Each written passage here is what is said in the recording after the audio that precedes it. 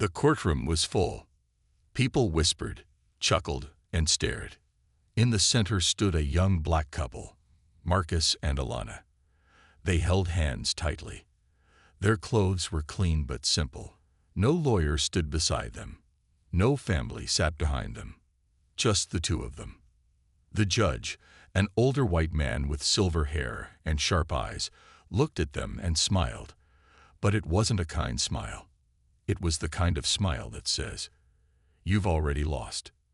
He leaned back in his chair and said loudly, "So, Mr. and Mrs. Gray, no lawyer, no defense." He chuckled and looked at the crowd. This should be quick. Laughter rose from the benches. Someone in the back whispered, "They probably don't even know what court means." More laughter. Alana didn't flinch. Her dark eyes looked straight ahead. Marcus stood still like a statue. His grip on her hand grew tighter. The judge picked up a file. "You are both accused of stealing a luxury car from Mr. Randall Greaves, a man who owns 3 businesses, a respected name. And you, well, I see nothing in your file but grocery store jobs and small apartments." He looked up again. "Did you think marriage would hide your crimes?" More laughter. Alana finally spoke. Her voice was soft but clear. "We didn't steal anything, Your Honor." The judge raised his eyebrows and tilted his head. "Oh, so you're innocent." He smirked. "Interesting." Marcus looked around. No friendly faces, no mercy in the room. Then his eyes landed on someone. A man sitting quietly in the last row. Older, bald, wearing dark glasses. He didn't laugh. He didn't move. He just watched. His hands were folded, and his face was hard like stone. Marcus blinked once. A flicker of recognition passed in his eyes. But he said nothing. The judge continued. "Mr. Graves says he saw you on camera. He says you broke into his garage, hot-wired his car, and drove away. Is he lying?" Alana answered, "Yes." The judge leaned forward. "Do you have proof?" Silence. The courtroom laughed again. The judge nodded. "That's what I thought." He turned to the security officer. "Play the footage." A large screen turned on. A grainy video played. A black car disappeared into the night. 2 blurry figures ran in the shadows. Their faces weren't clear, but the crowd still gasped. "That's them," someone shouted. The judge smiled. "Well, case closed." Marcus stepped forward. For the first time, he spoke. His voice was calm, deep, controlled. "No, Your Honor," he said. "That video isn't proof. It's a story with no ending." The judge laughed. "And what's your story, Mr. Gray?" Marcus looked at the camera in the room, then at the crowd. He said only one thing. Permission to speak, as a former Echo 7 commander. The room fell silent. The judge's smile faded. Whispers began. What did he say? Echo 7. What's that? Is this a joke? But Marcus was serious. So was his posture. So was his voice. The judge cleared his throat. Echo what? Marcus didn't blink. Echo 7. A classified unit. Global operations. 12 years. The courtroom stared. Alana took a step forward. She slowly unbuttoned the top of her blouse, just enough to reveal a scar on her shoulder. A sharp, long mark, healed, but deep. "I was a field medic," she said. "We didn't steal anything. We were protecting something." The judge looked confused now. Nervous. "This is ridiculous," he said. "Anyone can lie. Anyone can make up stories. I've never heard of Echo 7. Marcus replied, "You're not supposed to." The quiet man in the last row stood up, still not smiling, still silent. He turned and walked out the door. No one stopped him. The judge sat back and stared at the couple. The room was no longer laughing. No one made a sound. "What exactly are you saying?" the judge asked. Alana answered, "We left the army to live a quiet life. but quiet doesn't mean weak. Marcus added, and silence doesn't mean guilt. The judge blinked. Sweat formed on his forehead. Alana looked straight at him and said, "You think this is a normal case, but you have no idea what you've stepped into." The judge opened his mouth, but no words came out. Marcus and Alana stood tall, calm, unshaken. And the courtroom, once full of laughter, now sat in heavy silence. The courtroom stayed silent. Not a laugh, not a whisper. The judge looked down at his notes, but the paper didn't help him now. The names Marcus and Alana Gray were written there. Nothing special, just two simple people. But something was off. The confidence in their voice, the way they stood, the way that quiet man in the back had left without a word. The judge cleared his throat and tried to regain control. "Well," he said, "this isn't the Army. This is my courtroom, and I don't care what squad you claim to be part of. Here, the law speaks." Marcus gave a small smile. "We understand, Your Honor, but the law also listens." Then he reached slowly into his jacket pocket. Immediately, two security guards stepped forward, hands on their tasers. Alana raised both hands. "Easy," she said. "We're not armed." Marcus pulled out a folded, faded piece of paper. He walked toward the judge's bench, every step calm and measured. "This," he said, placing it on the desk, "is the only proof we're allowed to show." The judge unfolded the paper. His hands were shaking slightly. It wasn't just any document. It had a seal at the top. Not from any court, not from the police. It was a military seal, black ink, embossed. He read the words out loud. "By order of International Command Unit 7, the bearers of this letter are to be treated with restricted protocol clearance. No civilian court may disclose or detain further without military clearance." The judge froze. Is this real?" Marcus looked him in the eye. "Do you want to call the number on the bottom and find out?" The judge stared at the phone on his bench, then at the letter, then at Marcus. He didn't dial. The crowd, once bold, now looked unsure, nervous. Alana stepped forward.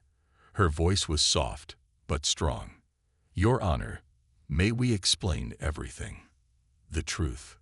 The judge finally nodded. "Go ahead." Marcus took a deep breath. Then he began. "It started 3 weeks ago. We were working at a local grocery store, a quiet life, like we wanted. Then I got a coded message. Not on a phone, not on email. It came by hand. No name, just coordinates and one word. Awaken." He paused. The room leaned in. Alana continued. "We were told to track a stolen object, something dangerous, something not meant for public eyes." Marcus nodded. "We found it. But before we could report it, someone tried to frame us. That someone was Mr. Randall Greaves." Murmurs started in the courtroom again.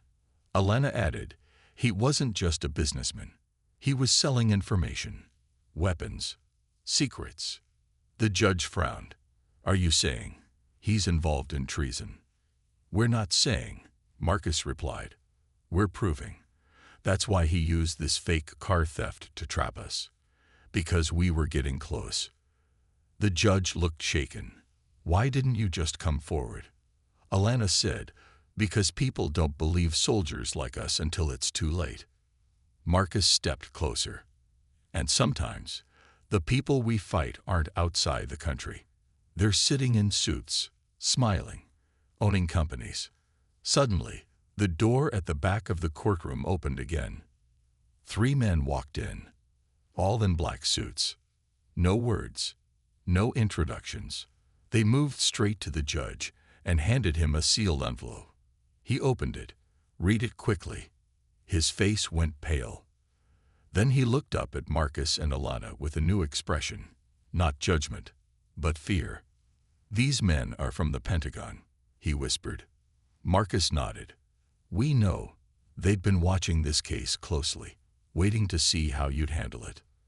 The lead agent turned to the judge and said, "This court is no longer in charge of this matter. The accused are to leave with us immediately." The judge stood slowly. "But the case." The agent cut him off. "There is no case." The courtroom gasped. Alana and Marcus walked toward the exit, side by side, calm and steady. Someone in the crowd stood up. "Wait, who are you people?" Alana paused at the door. She turned, her eyes locking with the crowd. "We were trained to disappear, to protect silently, to serve without being known." Marcus added, "You see us now, but you still don't know who we are." And with that they left. The judge sat down heavily. He looked at the letter again, then at the silent room. All the laughter was gone. So was the doubt. But the questions remained. The black car moved through the city streets like a shadow. Inside, Marcus and Alana sat quietly. No one spoke. No one needed to. They were used to this silence. It was the same silence they felt in war zones. The silence before everything changed. The man sitting across from them finally broke the silence. He had no name badge, no smile, just a sharp voice. "You two made quite the scene." Marcus looked out the window. "We didn't ask for the spotlight." Alana added, "But we won't be silent when liars try to destroy our name." The man nodded. "That's exactly why Echo 7 chose you." The name hit hard. Echo 7. It wasn't just a code. It was a ghost unit, a black ops team so secret even most generals didn't know about it. They didn't wear medals. They didn't go on parades. They went where others wouldn't, did what others couldn't. And Marcus and Alana, they were its best. Flashback. 5 years ago. The sun was setting over a broken desert in the Middle East. Sand covered everything. A small village shook from distant bombs. Marcus stood behind a broken wall, a rifle in hand, his uniform torn and dusty. Next to him, Alana was patching up a child with a bullet wound. She didn't blink as bombs dropped nearby. Her hands were steady, her heart unshaken. Their radios crackled. "Echo 7, this is command. You're alone out there. No backup. Do you copy?" Marcus answered calmly. "Copy that. We stay until the last civilian is safe." They were surrounded by enemies, but they didn't run. Not then. Not ever. They held the village for 16 hours with no food, no water, and no sleep. When rescue finally came, they were carrying 2 injured soldiers, one on each shoulder. Command didn't cheer. There were no cameras. Only a short message. "Mission complete. Return in silence." That was Echo 7. And they loved it that way. Back to present. The car pulled into a hidden underground garage. No signs. No guards.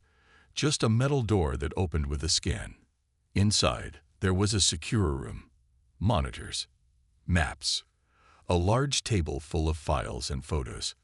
On the wall, a single sign read, "Truth is the first target in war." The man turned to Marcus and Alana. "We didn't want to bring you back. You earned your peace." Alana crossed her arms. "But someone forced our hand." The man opened a file. He pushed it toward them. Inside were pictures of Randall Greaves, shaking hands with foreign agents, transferring money, loading unmarked boxes into black trucks.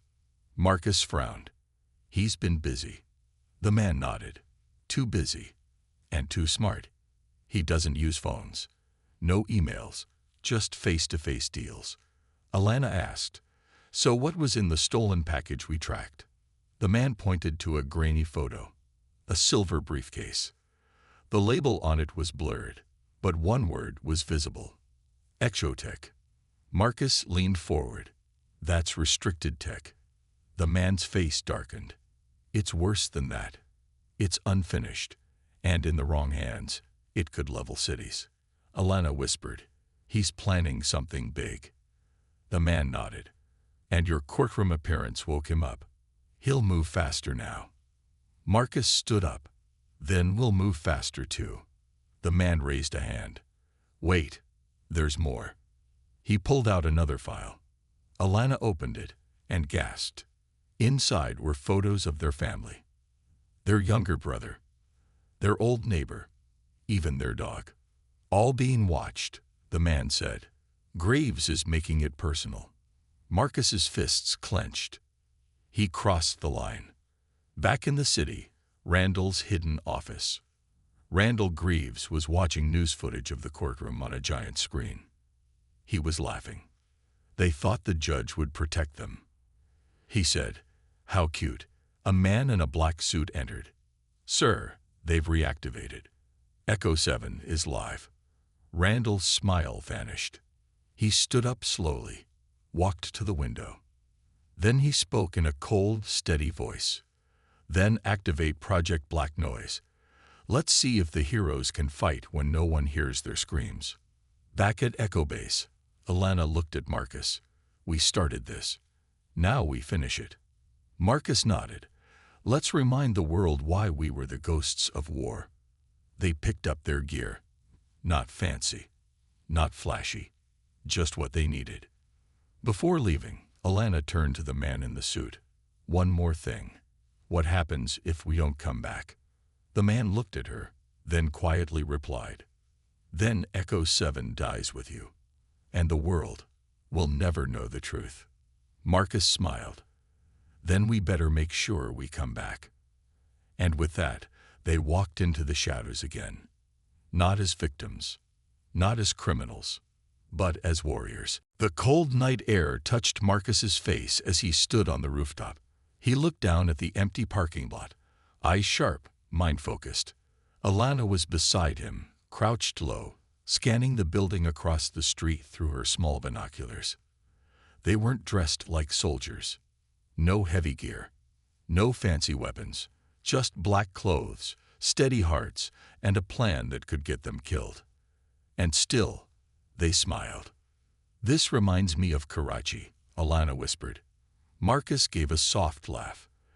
"Except no goats screaming this time." They both chuckled, but it didn't last long. Because tonight wasn't about jokes. It was about revenge. Earlier that day, Echo Base briefing room. Inside the underground bunker, the man in the suit pointed at a digital map. "Randall Greaves is planning to move the Echotech device tonight. We intercepted a message. He's sending it through a clean route. An abandoned delivery center near Eastport." Alana leaned forward. "No guards." The man shook his head. "Too obvious. He's counting on invisibility, not firepower." Marcus frowned. "He forgets. We see what others miss."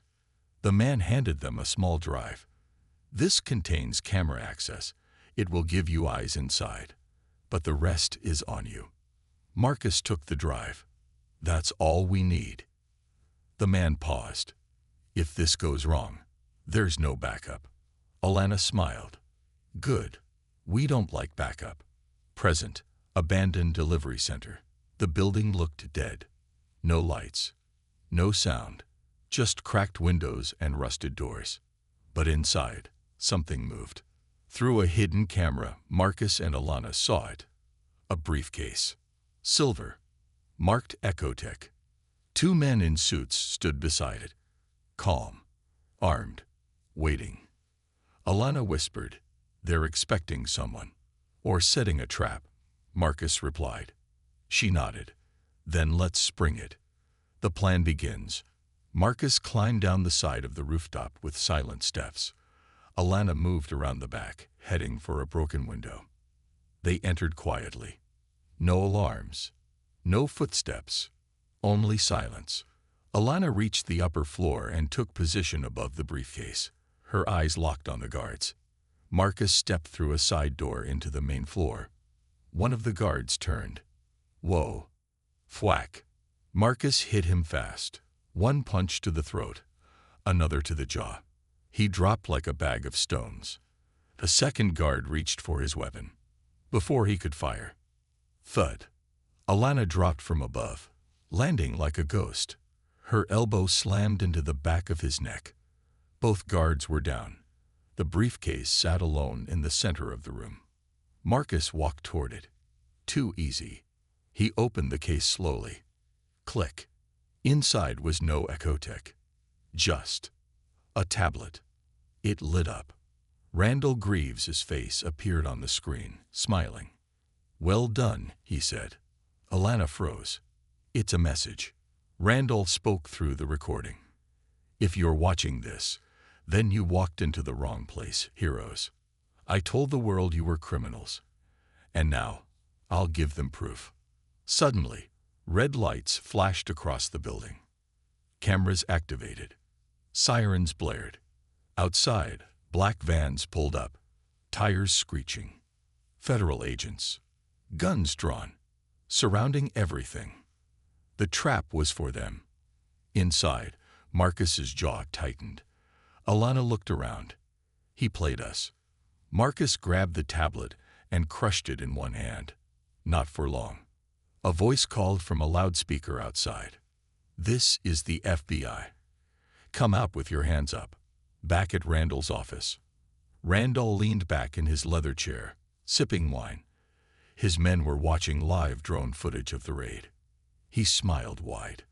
They'll be arrested on national television. The country will cheer.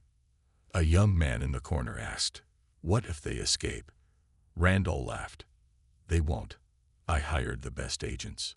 But he didn't know. Echo 7 never dies quietly. Back inside the warehouse, Marcus turned to Alana. "You ready?" She smirked. "Always."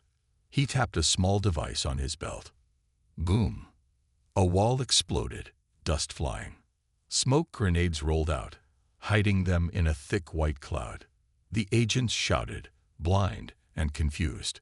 From the smoke, Marcus and Alana moved like shadows, swift, silent, focused. In under a minute, they were gone. Vanished. Later that night, safe house, Alana poured water over a map. "We can't play defense anymore." Marcus agreed.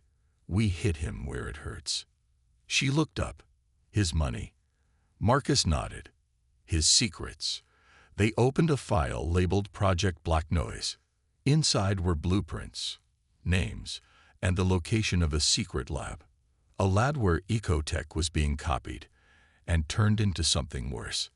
Alana whispered, "We take it down and take our names back." Marcus smiled. "Let's end this." The courtroom was full again.